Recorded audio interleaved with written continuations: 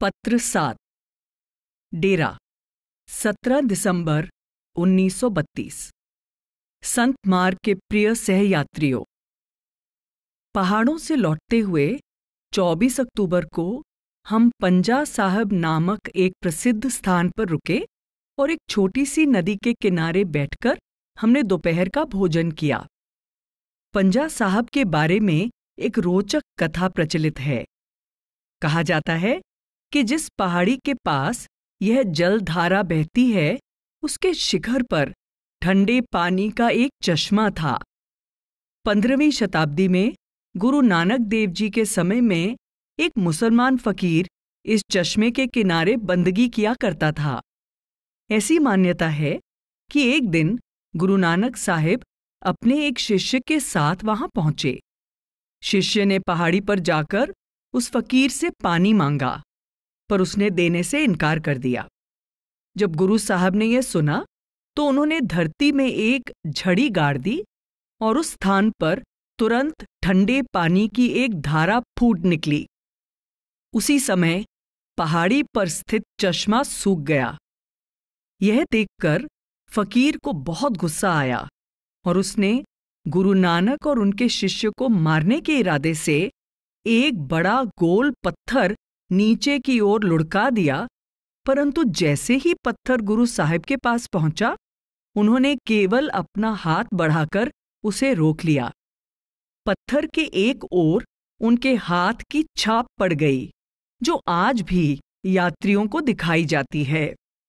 सिखों ने इसके नजदीक एक बड़ा तीर्थ स्थान बना लिया है और इस समय वहां एक बड़ी धर्मशाला या गुरुद्वारे की नींव रखी जा रही है।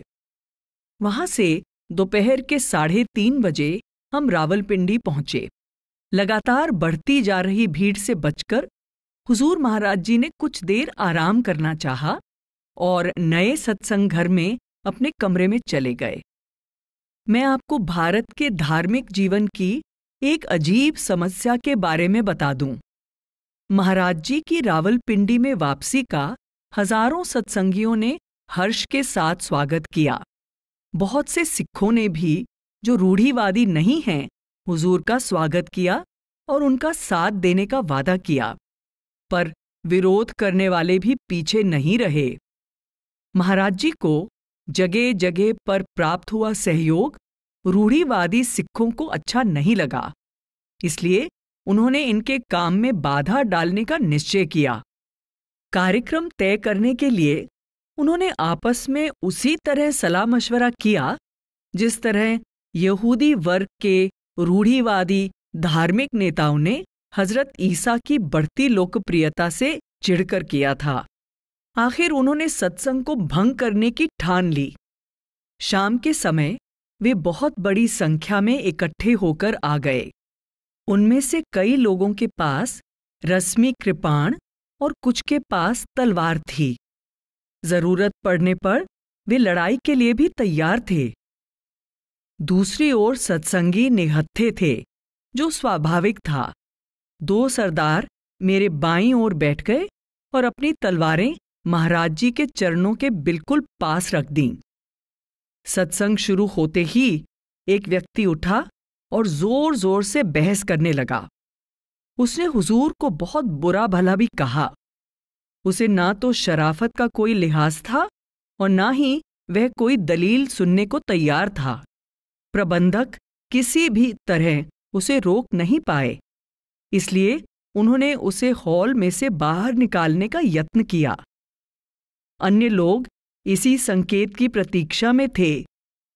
मेरे बाईं ओर बैठे दोनों व्यक्तियों ने अपनी अपनी तलवार उठा ली।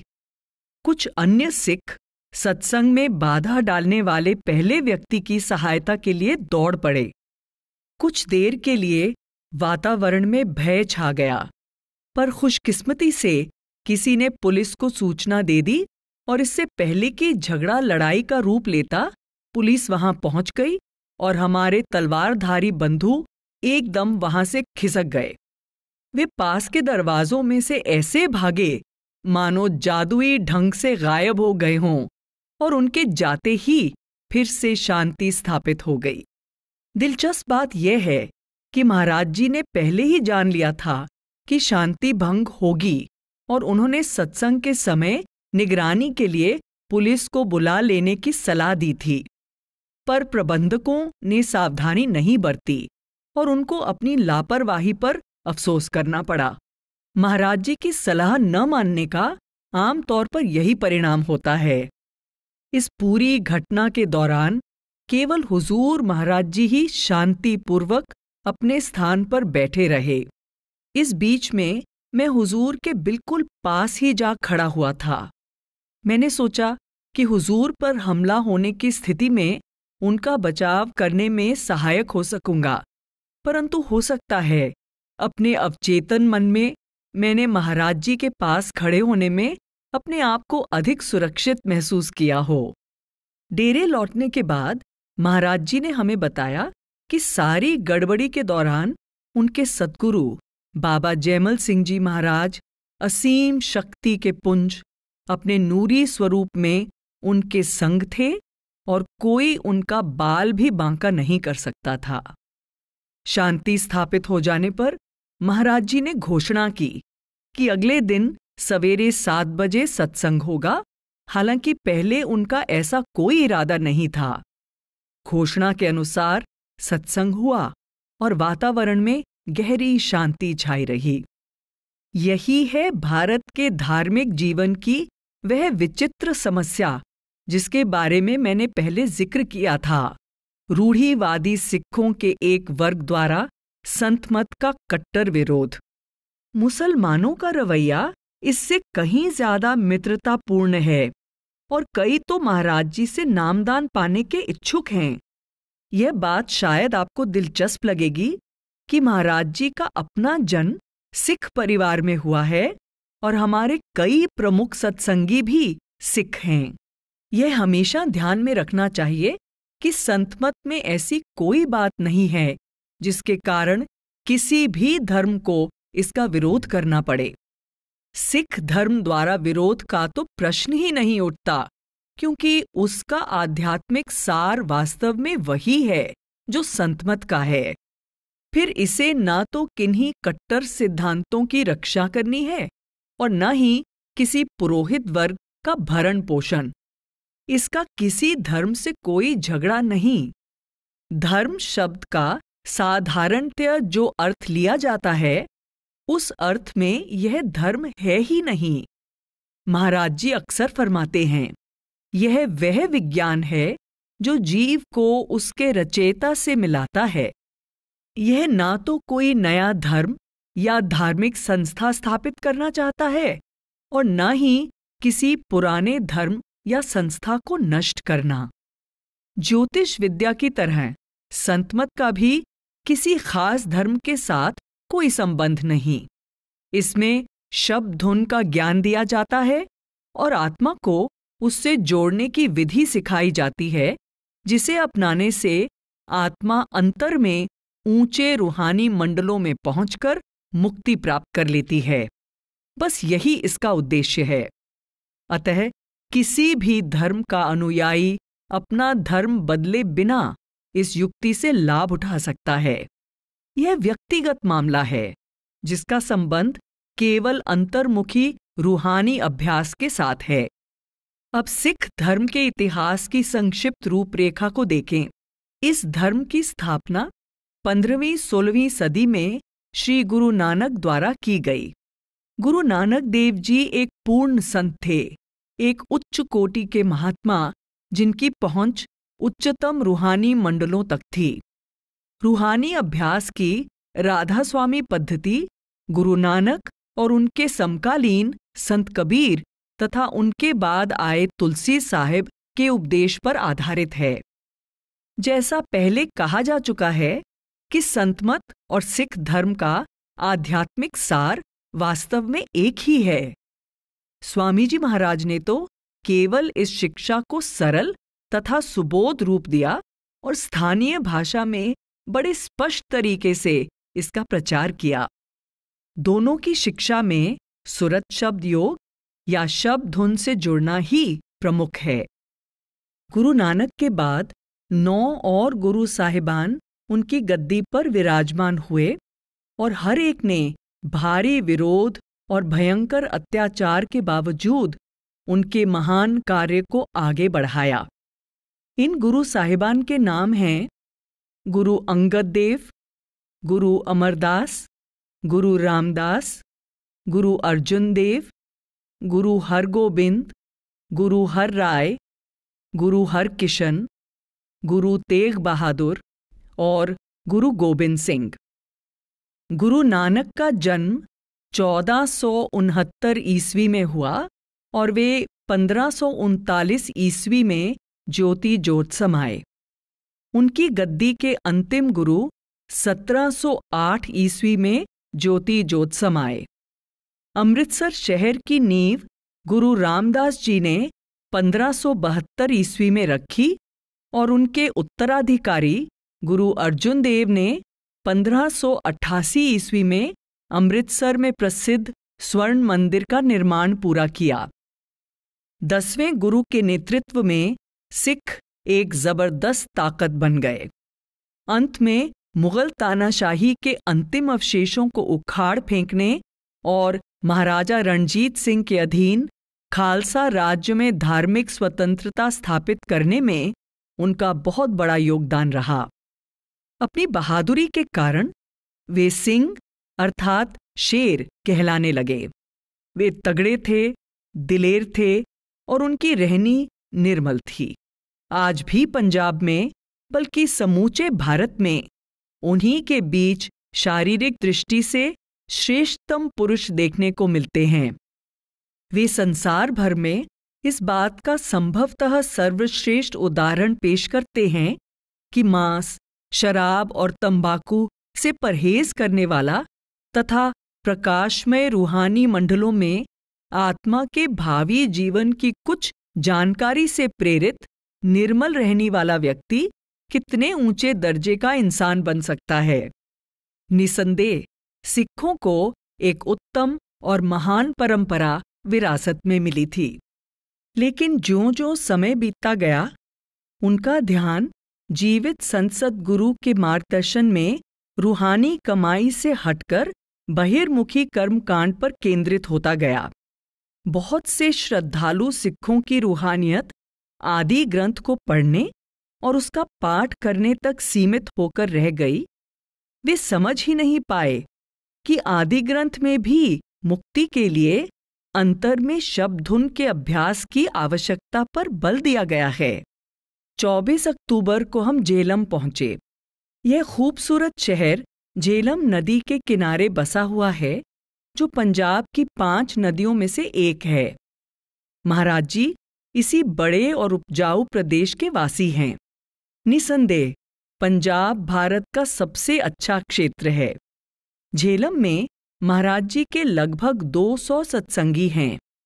जैसे पिता अपने बच्चों की देखभाल करता है, हमारे पिता तुल्य महाराज जी भी देश के हर उस भाग में जाते हैं जहां उनके सत्संगी रहते हैं। उन सबको मिलने में उन्हें 2-3 साल लग सकते हैं, पर वे किसी को भूलते नहीं। आज शाम 1000 लोग सत्संग में आए। हमेशा की तरह सबने ध्यान से हुजूर के अमृत वचन सुने। वे इस तरह एक एक शब्द को ग्रहण कर रहे थे जैसे उन्हें ज्ञान हो कि वे शब्द अमर जीवन का संदेश दे रहे हैं।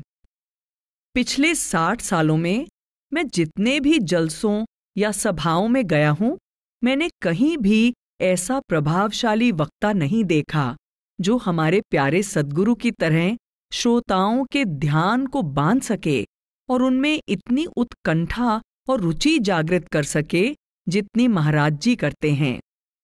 हुजूर जब साधारण बातचीत के लहजे में 1.5-2 घंटे सत्संग करते हैं तो अंत तक श्रोताओं के उत्साह में रत्ती भर भी कमी नहीं आती। हुजूर के वचन प्रायः भाषण कला की ऊंचाइयों को छू लेते हैं, किंतु उनमें पूर्ण स्वाभाविकता होती है। सबको ऐसा महसूस होता है कि उनके वचन एक प्यार भरे विशाल हृदय तथा दिव्य ज्ञान से प्रकाशित बुद्धि से प्रवाहित हो रहे हैं। दूसरे दिन सवेरे हम झेलम से लायलपुर के लिए चल पड़े। रास्ते में कई स्थानों पर रुककर हुजूर महाराज जी ने छोटे छोटे सत्संग किए। कहीं कहीं पर 50 से लेकर कई 100 तक की संख्या में लोग उनका इंतजार कर रहे थे। जब लायलपुर पहुंचे तो 500-600 व्यक्ति सत्संग के लिए इकट्ठे हो चुके थे।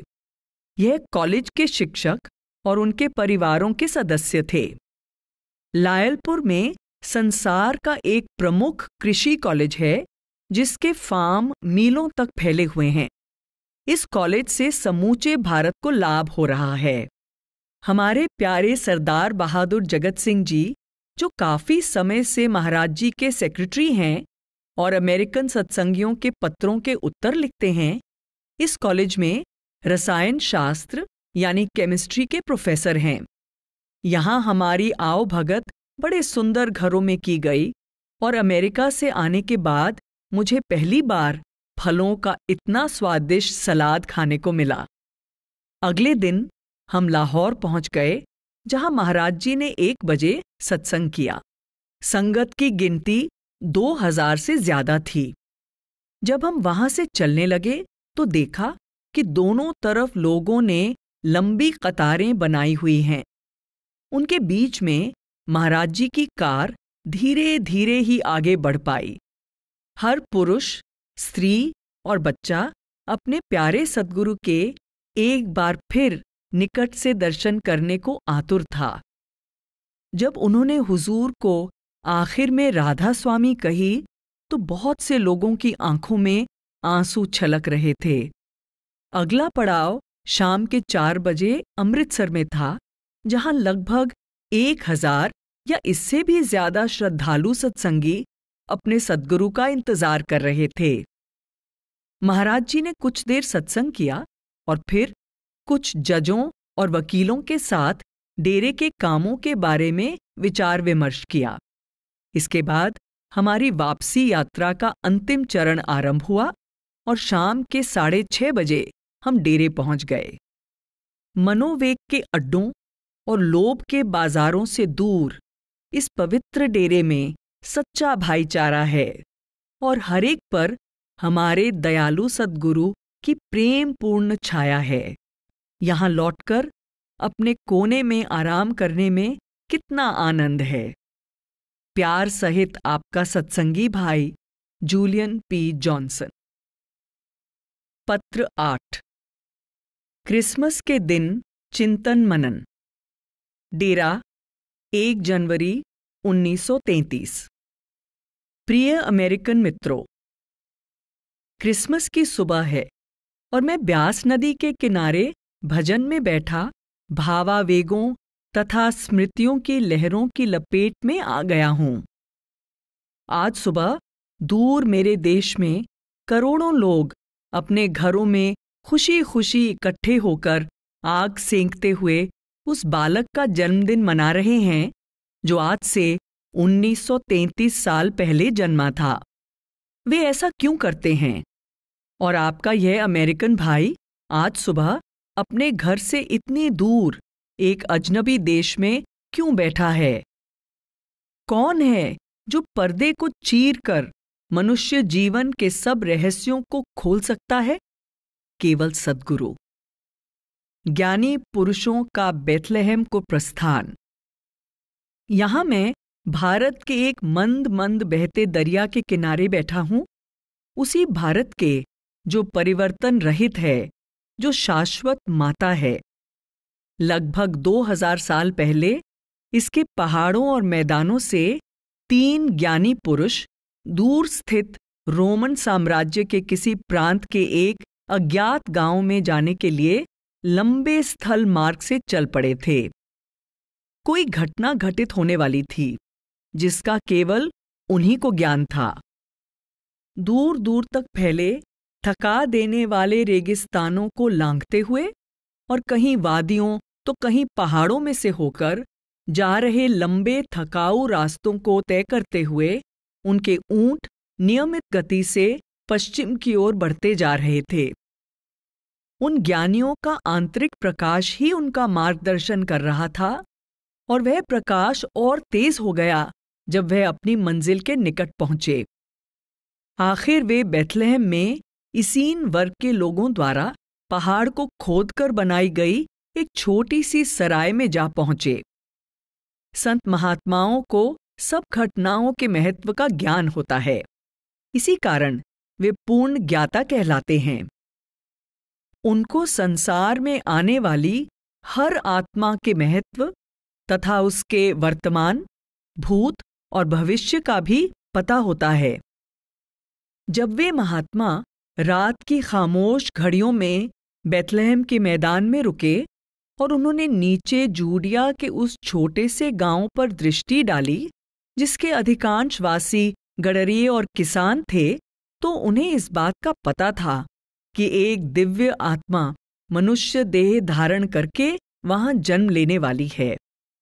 उनके मन में उमड़ते अपार आनंद तथा अथाह प्रेम से आकृष्ट हुए फरिश्तों का एक गायक वृंद आकाश से नीचे उतरा और अपने पवित्र गीत से उसने सोए हुए चरवाहों को चौंका दिया। इस दिव्य संकेत के साथ मैरी के पुत्र का आगमन हुआ।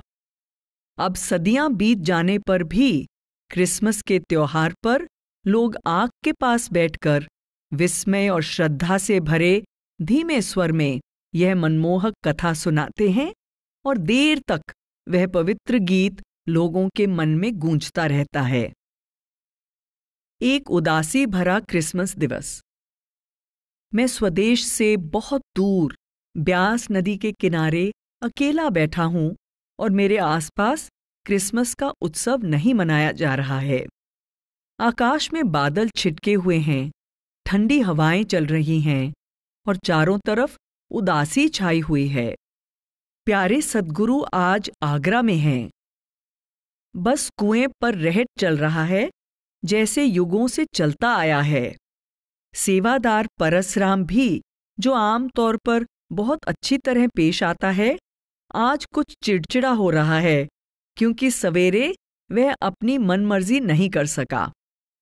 क्रिसमस की सुबह मैं नदी के किनारे बैठा हूं। यहां आज रात को विशेष पकवान नहीं बनेगा, क्रिसमस की खुशियां नहीं मनाई जाएंगी। यहां खिलौनों के ढेर देखने के लिए बच्चों की भीड़ नहीं लगेगी। दूर, बहुत दूर कैलिफोर्निया में अपने घर एक नन्ही बच्ची है। अपने खिले बचपन में गुलाब जैसी मनमोहक, इतनी सुंदर, ऐसे लगता है जैसे अभी अभी स्वर्ग से उतरी हो और अपने साथ उस लोक का सारा प्रकाश समेट लाई हो।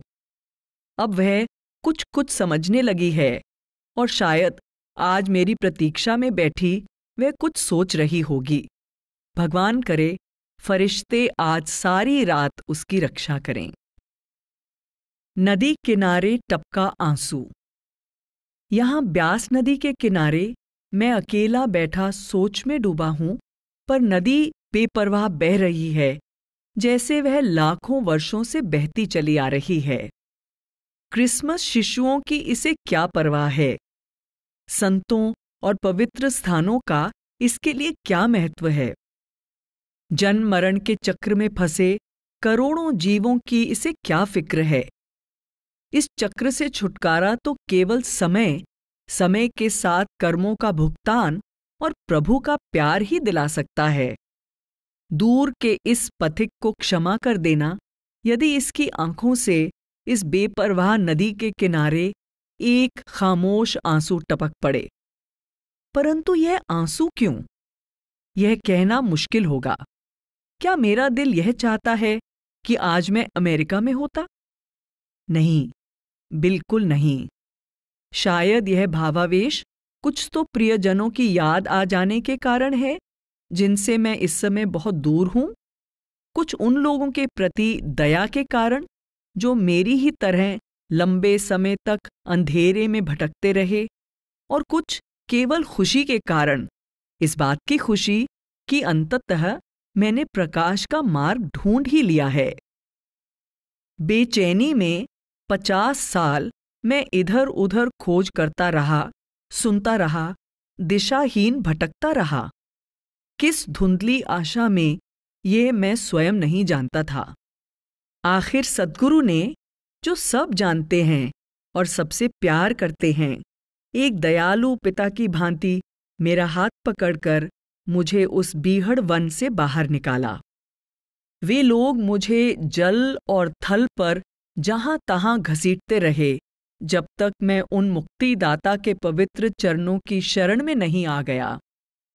कितने आश्चर्य की बात है कि वे मुक्तिदाता मनुष्य रूप में यहाँ ब्यास नदी के किनारे रहते हैं। इस महान सत्य के प्रकाश में बुद्धि चकाचौंध होकर रह जाती है। यह कैसे हो सकता है? परंतु इस बेपरवाह दरिया के किनारे बैठे इस पथिक की आत्मा इस सत्य के निर्मल दिव्य संगीत और अलौकिक आनंद में डूबी हुई है। जब सारा संसार केवल उलझन और पीड़ा का कारागार प्रतीत हो रहा था, तब मेरे सद्गुरु ने समुद्रों के पार आकर मेरी आत्मा को छू लिया। धन्य हैं वे सद्गुरु। वे मुझे मुक्ति प्रदान करने के लिए आए। रात के सन्नाटे में मेरी प्रतीक्षा देखकर और प्रार्थना सुनकर वे अचानक आ गए, और जब वे आए तो उनमें हजारों सूर्यों का प्रकाश था, पर मेरी कमजोर आंखें उस प्रकाश की चमक को सह न सकीं। उन्होंने मुझे पुकारा और मेरी आत्मा ने उनकी वाणी के मधुर संगीत को सुना। संसार का कोई बंधन अब मुझे रोक नहीं सकता। ये सारे बंधन आग में पिघलते मोम की तरह खत्म होते जा रहे हैं। उन्होंने मुझे ब्यास नदी के तट पर आने का आदेश दिया, जहां वे मुझे आध्यात्मिक मार्ग का ज्ञान प्रदान कर सकें, उस पर चलना सिखा सकें, मेरा ख्याल रख सकें, मुझे रूहानी खुराक दे सकें और इतना निर्मल, सबल और निर्भय बना सकें कि मैं उस प्रकाश स्वरूप परमात्मा के समक्ष खड़ा होने के योग्य हो जाऊं। अनजानी राहों पर मेरा भटकना बंद हो चुका है। घने जंगल में राह ढूंढने के बजाय अब मुझे सद्गुरु के साथ आत्मिक मंडलों में निरंतर ऊपर चढ़ना है। अंततः जब मेरी जागृत आत्मा दिव्य प्रकाश के उस निर्मल सागर को छुएगी, तो उसी सागर की यह बूंद, जो तब तक स्वयं एक प्रकाश पुंज बन चुकी होगी, पुनः उसमें विलीन हो जाएगी। सारांश यह कि ब्यास नदी के किनारे बैठे इस अकेले अमेरिकन के लिए क्रिसमस की इस सुबह का महत्व उससे शायद कहीं अधिक है, जितना अपने देश में बैठे क्रिसमस का रात्रि भोज कर रहे करोड़ों अमेरिकनों के लिए।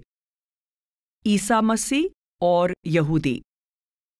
इसमें संदेह नहीं कि मैं जीवित सद्गुरु की शरण में आकर आज बहुत प्रसन्न हूं, परंतु मैरी के प्यारे पुत्र को ना तो मैं भूल सकता हूं और ना ही उसके महत्व का उल्लेख किए बिना रह सकता हूं, चाहे उसकी जीवन गाथा कई सदियों को पार करके हम तक पहुंचती हुई काफी धुंधली पड़ गई है। सब संत सद्गुरुओं के जीवन की तरह उनका जीवन भी एक मधुर रहस्य था, और अब हमारे लिए उसका महत्व उस प्रेम के कारण है जो उन्होंने संसार में फैलाया। उस सुदूर अतीत में ईसा मसीह पथ भ्रष्ट यहूदियों को सही राह दिखाने के लिए प्रकाश बनकर आए थे। यहूदियों को उनकी बहुत सख्त जरूरत थी। लंबे समय से यहूदी अपने आप को मालिक के खास बंदे मानते चले आ रहे थे, फिर भी वे तरह तरह के भ्रमों और पापों का शिकार हो गए थे। कभी प्रभुत्व तथा कभी पराधीनता के दौर में से गुजरते हुए वे अब पूरी तरह रोम की कष्टदायक दास्ता में जकड़े हुए थे और अपने जख्मों को सहला रहे थे, परंतु मन में वे यह मधुर कल्पना संजोए हुए थे कि कभी ना कभी उनका यहोवा उनके उद्धार के लिए अवश्य आएगा। वह उन्हें न केवल उनकी खोई हुई स्वतंत्रता वापस दिलाएगा, बल्कि उन्हें सारे विश्व का प्रभुत्व भी प्रदान करेगा। इस तरह वे आने वाले मसीहा का इंतजार कर रहे थे। उन्होंने अपने अहंकारपूर्ण सपनों को छाती से लगाए रखा, लेकिन जब वह महान मार्गदर्शक आया तो वे उसे पहचान न सके। वह यहूदियों और गैर यहूदियों दोनों के लिए सत्य का प्रकाश लेकर आया था और उन दोनों ने मिलकर उसे सूली पर चढ़ा दिया। यहूदी और गैर यहूदी एक दूसरे के घोर शत्रु थे। संसार की कोई भी चीज उन दोनों को मानवता की भलाई के किसी रचनात्मक कार्य के लिए इकट्ठा होने की प्रेरणा नहीं दे सकी थी, पर रोमन साम्राज्य की महानतम हस्ती की हत्या करने के लिए दोनों खुशी से एक दूसरे का साथ देने को तैयार हो गए। इतनी विषैली होती है धार्मिक कट्टरता। ईसा मसीह ने जब ओलिवेट पहाड़ी पर खड़े होकर डेविड के शहर को देखा तो उनका हृदय पीड़ा से व्याकुल हो गया। उन लोगों की कमजोरियों से परिचित वे करुणा भरे हृदय से पुकार उठे, आह जेरूसलम जेरूसलम, कितनी बार मैंने चाहा कि तेरे बच्चों को अपने संरक्षण में ले लूं, ठीक उसी तरह जैसे मुर्गी चूजों को अपने परों में समेट लेती है, पर तुझे यह मंजूर नहीं था। ईसा मसीह स्वयं यहूदी माता पिता की संतान थे। उनके पिता इसीन संप्रदाय के सदस्य थे। सामी जाति की निरंतर जिज्ञासा, तीव्र अंतःप्रेरणा तथा प्रबल प्रेम और साथ ही आध्यात्मिक जागरूकता तथा उच्च आदर्शवाद उन्हें विरासत में मिले थे। इस विरासत के साथ जुड़ा था भारत माता से योग विद्या में प्राप्त वैज्ञानिक प्रशिक्षण, यानी उन्होंने कुछ समय भारत में व्यतीत किया था। भारत से लौटने पर दिव्य प्रेम से प्रेरित ईसा मसीह अपने देशवासियों के पास उल्का की कौंध अर्थात टूटते हुए तारे के प्रकाश की तरह आए। उन्होंने उन्हें सत्य का उपदेश दिया, उनकी बीमारियों का इलाज किया और फिर ऊंची मंजिलों के लिए प्रस्थान कर गए। लोग उनके तेजस्वी व्यक्तित्व से प्रभावित तो हुए थे, पर उसे समझ नहीं पाए। सदा ऐसा ही होता आया है। जो उनकी रूहानियत को समझते हैं वे ही उनसे प्यार करते हैं, और ऐसे लोगों के लिए उनकी याद आज भी एक भीनी सुगंध की तरह मधुर है। क्रिसमस पर ईसा को जितना भी प्रेम मिले उसके वे पूरे हकदार हैं। पर एक बात जो बीते हुए युगों की सब स्मृतियों से कहीं अधिक महत्वपूर्ण है, अमेरिका के लोगों ने आज तक नहीं समझी। वह बात यह है कि एक ही नहीं बल्कि कई ईसा मसीह इस संसार में आए हैं और उनमें से कुछ आज भी जीवित हैं तथा अपने महान कार्य में लगे हुए हैं। जीवों की जिस आवश्यकता और उनके प्रति प्रभु के जिस प्रेम के कारण एक ईसा मसीह इस संसार में आए, उसी के कारण और भी कई ईसा मसीह यहाँ आए हैं। जिस परमपिता ने अपने एक महान पुत्र को बेथलेहम में भेजा था, उसी ने अपने और अनेक प्यारे पुत्रों को भी अलग अलग समय पर अलग अलग देशों में भेजा है। सच तो यह है कि परमात्मा का कोई ना कोई प्यारा पुत्र संसार में हर समय मौजूद रहता है। अन्य मसीहों का आगमन। अभी कुछ ही दिन पहले मुझे संसार के जीवों को प्रकाश दिखाने वाली और मुक्ति दिलाने वाली एक और महान हस्ती के जन्म स्थान पर जाने का मौका मिला। 1839 ईस्वी में पंजाब के एक छोटे से गांव घुमान में एक ऐसे बालक का जन्म हुआ जिसमें चरम आध्यात्मिक विकास का बीज विद्यमान था। बाबा जैमल सिंह जी ने इस गांव के एक साधारण किसान परिवार में जन्म लिया। उनके आगमन की घोषणा के लिए फरिश्तों ने कोई गीत नहीं गाया, लेकिन उनके भाग्य में लिखा था कि उनका स्थान दुनिया की महानतम हस्तियों में होगा। बाबा जैमल सिंह जी ने परम संत स्वामी जी महाराज की शरण ली और फिर स्वयं संत पद प्राप्त करके पंजाब में संत मत के प्रसार की नींव रखी। जब यह संत एक नक्षत्र की भांति भारत के आकाश में चमक रहा था, एक अन्य उज्जवल नक्षत्र पंजाब प्रांत में उदित हुआ। 1858 ईस्वी में यहाँ एक बालक का जन्म हुआ जो एक और ईसा मसीह बन गया और जिसके उपदेश ने संपूर्ण पृथ्वी को अपने प्रकाश की किरणों में लपेट लिया। मुझे उसी महान संत के चरण कमलों में बैठने का सौभाग्य मिला है।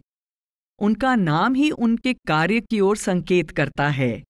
सावन का महीना बौछारों का महीना है।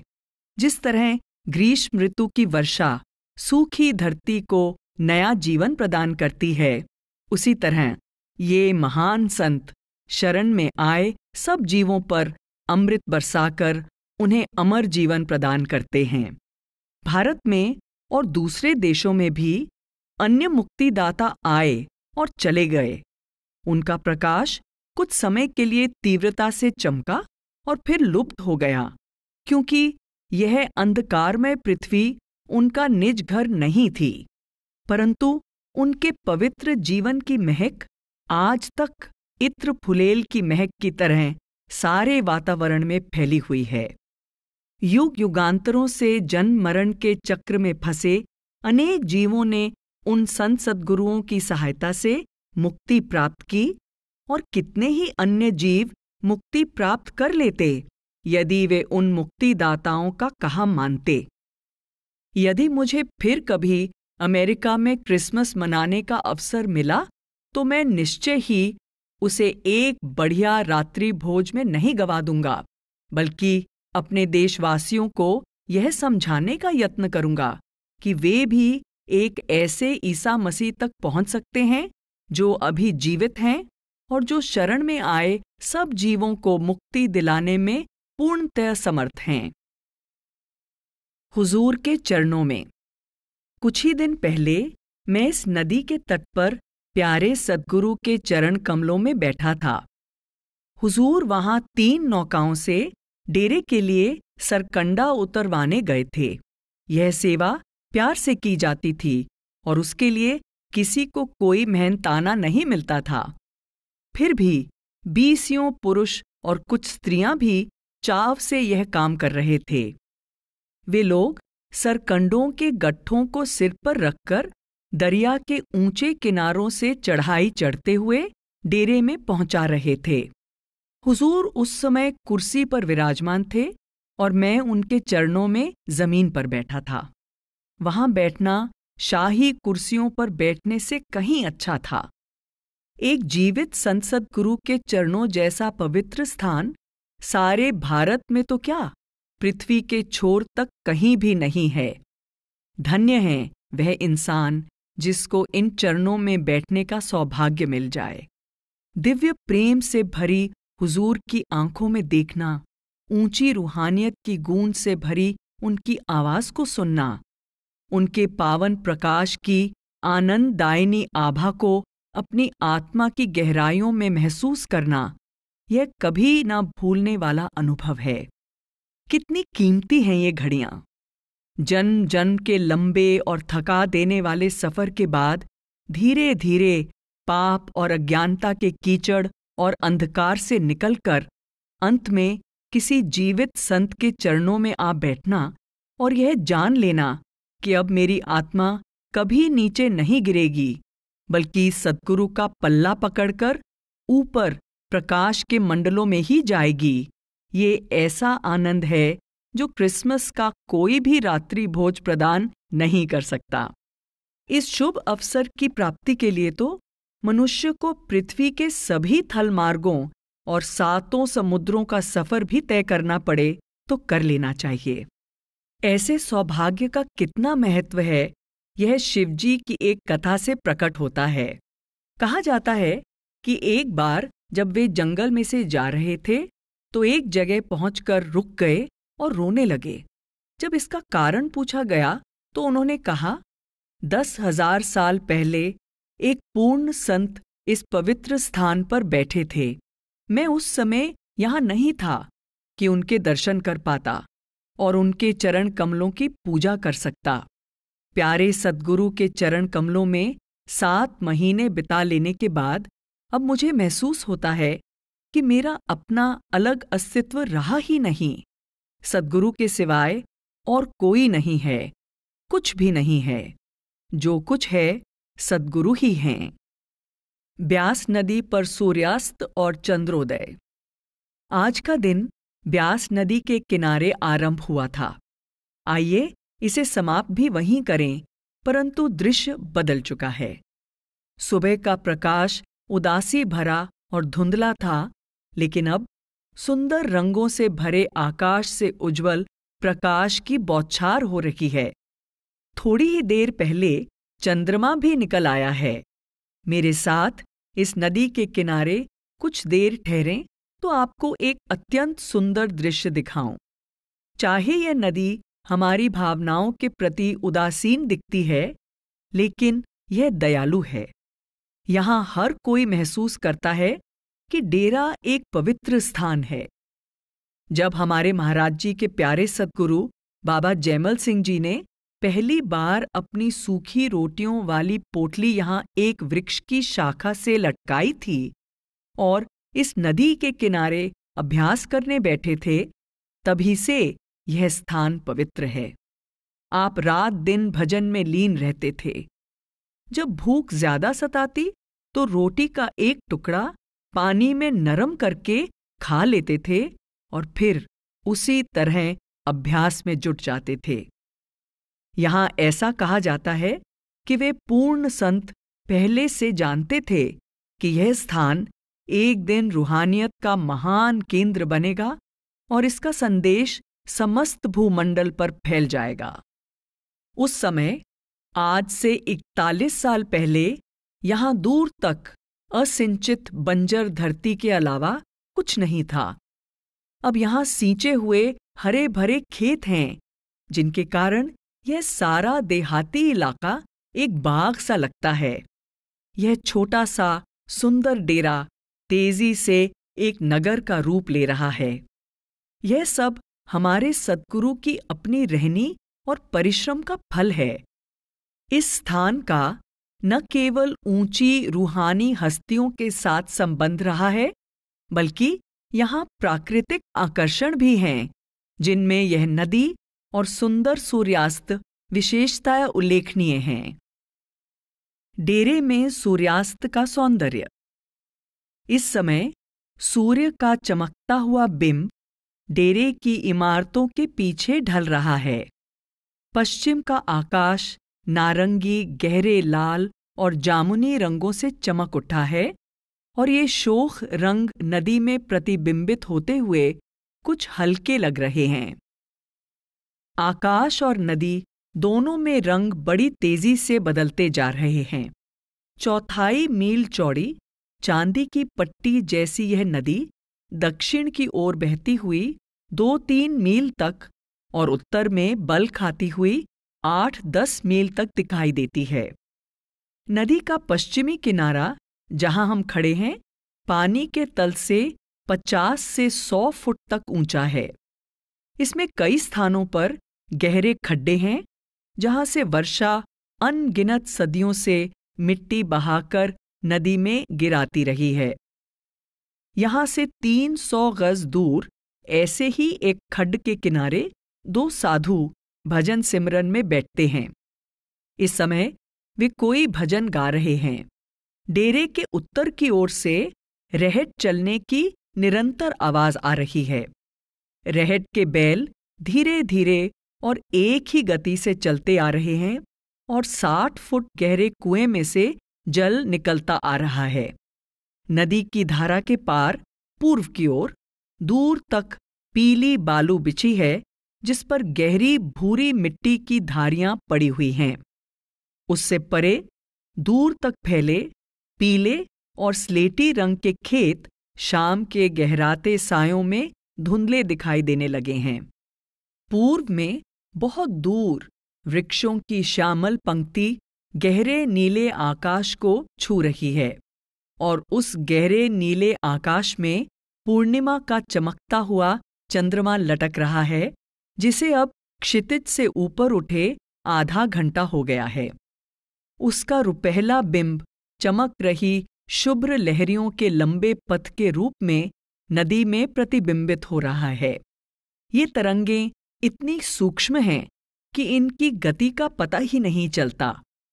नदी का बहाव बहुत धीमा है, इसलिए वह इसके गहरे निश्शब्द जल की शीशे की तरह चमकती समतल सतह में हल्की सी ही थिरकन उत्पन्न कर पा रहा है। नदी में पड़ रही आकाश की जामुनी छाया प्रतिबिंबित चंद्रमा की रुपहली चमक की अनुपम किनार बन गई है। पश्चिमी आकाश का रंग धीरे धीरे हल्का सुनहरा होता जा रहा है और दक्षिण में नारंगी रंग मिले जुले लाल तथा जामुनी में और वह गहरे नीले और सुरमई रंग में विलीन होता जा रहा है। प्रकाश तेजी से मंद पड़ता जा रहा है। अब उत्तर में नदी का चमकता हुआ जल स्पष्ट दिखाई दे रहा है और पीली बालू धुंधली नजर आने लगी है। पूर्वी क्षितिज पर वृक्षों की पंक्ति ऐसी लग रही है मानो सुरमई आकाश को काली किनार लग गई हो। अब बालू का अंतिम खंड भी अदृश्य हो गया है। केवल नदी, चंद्रमा और धुंधली सी दिखती जमीन बाकी बचे हैं और इनका साथ दे रहा है रात का सन्नाटा। अब पश्चिम के आकाश में डेरे की इमारतों की रूपरेखा उभर आई है। देखने वाले की आंखें उस एक चमकते बल्ब को ढूंढती हैं जो रात में आमतौर पर महाराज जी की कोठी के ऊपर नाविक के संकेत दीप की तरह जलता है। परंतु आज की रात वह बल्ब नहीं जल रहा। महाराज जी डेरे में नहीं हैं। केवल उनके प्रेम और दया मेहर का प्रकाश हमारे साथ है। ब्यास नदी की जलधारा अब चांदी की एक रेखा बनकर रह गई है जो अपने किनारों की काली रेखाओं के साथ मिलती जा रही है। सूर्यास्त के बाद की धूमिल लाली कह रही है कि एक और दिन बीत चुका है। अब पूर्व के आकाश में ऊपर उठ रहे चंद्रमा का राज्य है। मैंने चंद्रमा से पूछा कि क्या तू मेरे देश और उसके लोगों से जो भूमंडल के दूसरे छोर पर रहते हैं कोई संदेश लाया है? परंतु चंदा मामा ने शरारत भरी नजरों से मुझे देखते हुए उत्तर दिया, अपने देश और उसके लोगों का ख्याल छोड़, समय हो गया है जाकर भजन सिमरन में बैठ। इसलिए मैं शुभ रात्रि कहता हुआ अब आपसे विदा लेता हूं। फिर मिलेंगे। प्रभु आपका सहायक हो। आपका प्यारा सत्संगी भाई जूलियन पी जॉनसन।